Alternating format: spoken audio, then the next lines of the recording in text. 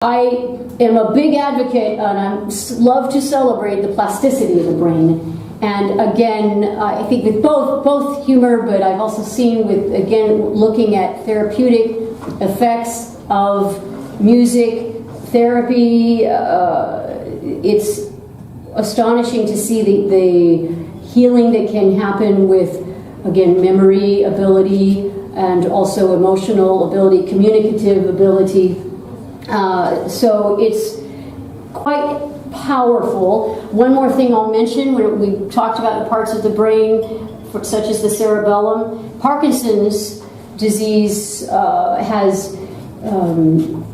is related to the cerebellum, and when music is played with a steady beat, it can unlock that person. It's sometimes because an effect of Parkinson's is a freezing and also a non-rhythmical gait. And so when the music comes on, and it often will unlock that frozen pattern and allow the person to walk in a more normal pattern. So it's clinically very powerful as well, and be more and more studied. So I'll also mention with both, but my work with music and students, and when I volunteered, for example, in New York City inner city youth, the motivation level and the way that it can channel energy is very powerful as well, and it's a beautiful tool for all ages, but for youth. And also, more studies have been done. One study in a mentoring situation with at-risk youth, teenagers. They had when their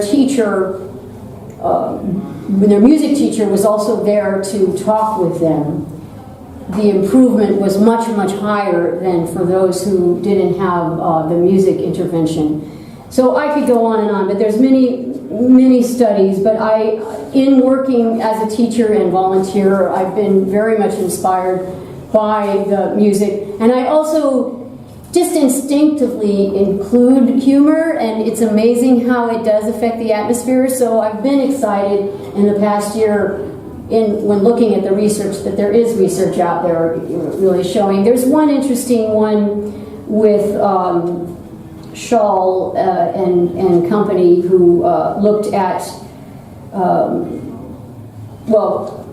this is with the music, but they looked at communication and emotional well-being with those with advanced dementia. And so after they analyzed the music therapy sessions, they showed the statistically significant difference in their positive behavior, situational well-being, and expression of positive emotions. But also with the humor study, it was, I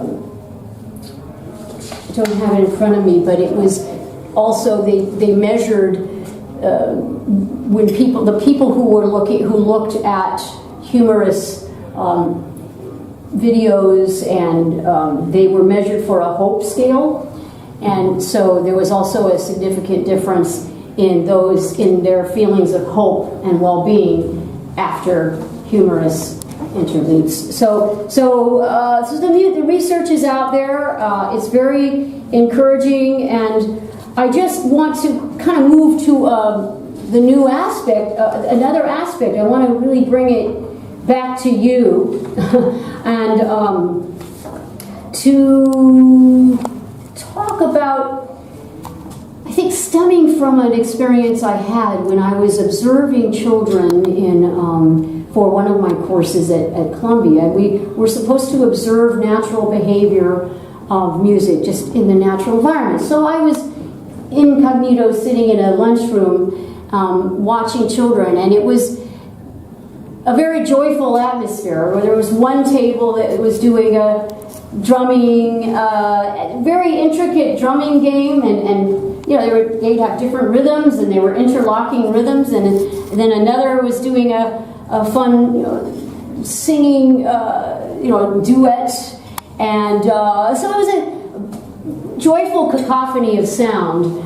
Then someone entered the room. It was the lunchroom monitor, and she scolded them all and told them they should be quiet.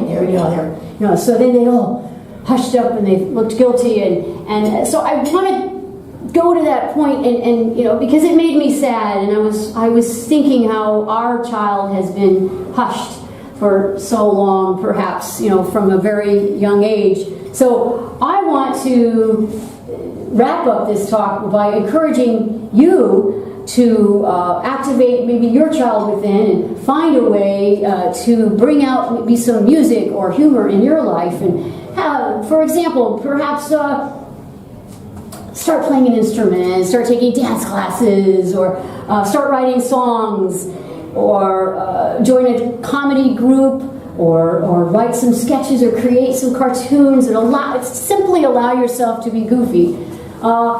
It's also great for relationships. Tickle each other, make silly jokes, sing along some karaoke, dance in the kitchen while some romantic music is playing. There's ways that beyond the wonderful tool we have, internet, but let's use it. Let's take the internet further and beyond just simply watching videos or listening to music. Let's find a way to activate it in our own lives, because going back to research, when we do these things ourselves, it's even more powerful. Our physical body is involved, which of course includes our brain. So it's not just a partial brain involvement when you sit there in front of the TV. It's whole brain involvement, because if we count the motor cortex. So it's a whole body experience, and so the effect's more powerful.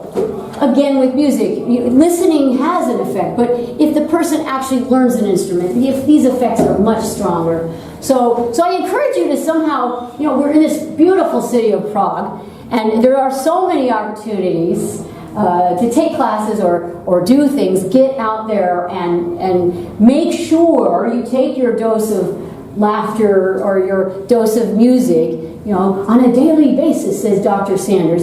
But so just to wrap up, I want to say that I've also recently returned to music more. I took some time off, and I was really focusing on academia, as we all have gone through that period of really focusing for many, many years. But a couple years ago, I was feeling sad. I was singing around the house, but my husband said, "Why don't you get out there and sing again?"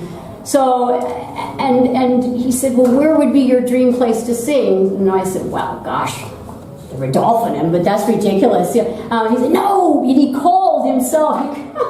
So he called the Rodolphinum, and there is this beautiful Sioux Hall within the Rodolphinum. So I did book it. I did a charity concert there, and it was just so uplifting. And I included a little bit of musical theater for some humor, but it was mostly just singing, lovely classical music, and I was uplifted, but I also saw that the audience was uplifted.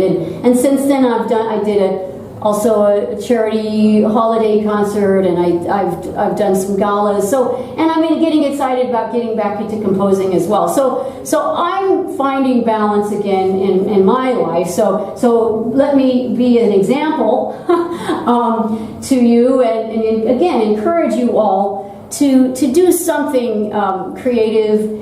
And it doesn't have to be even musical. My husband's an artist. I'm sure you're the visual art. Some might be visual art, but some kind of creativity. Freud talks about creativity in the sense of he thinks or he thought he related it so much to the sexual impulse, but yet actually we all have, if you really look at it, we all have that creative impulse to make something, to build something, to create something that includes art. It can include build a business. It can include creativity is not just in the arts. It's in life. It's in problem solving with a relationship. It's again in science. You need creativity. Look at Einstein. He was thought outside the box. We need more of that. So from whatever level you want to take it, I do encourage you to go forth and take action yourself. And to wrap up, laughter actually does inhibit even the anger response in the fight or flight and activation, and then also the saying, music soothes the savage beast, there is something to that. I think it's been known for millennia. So again, I invite you to create your own experiences of humor and comedy. And I would like to thank you again for having me, and we can take questions. So thank you again for having me.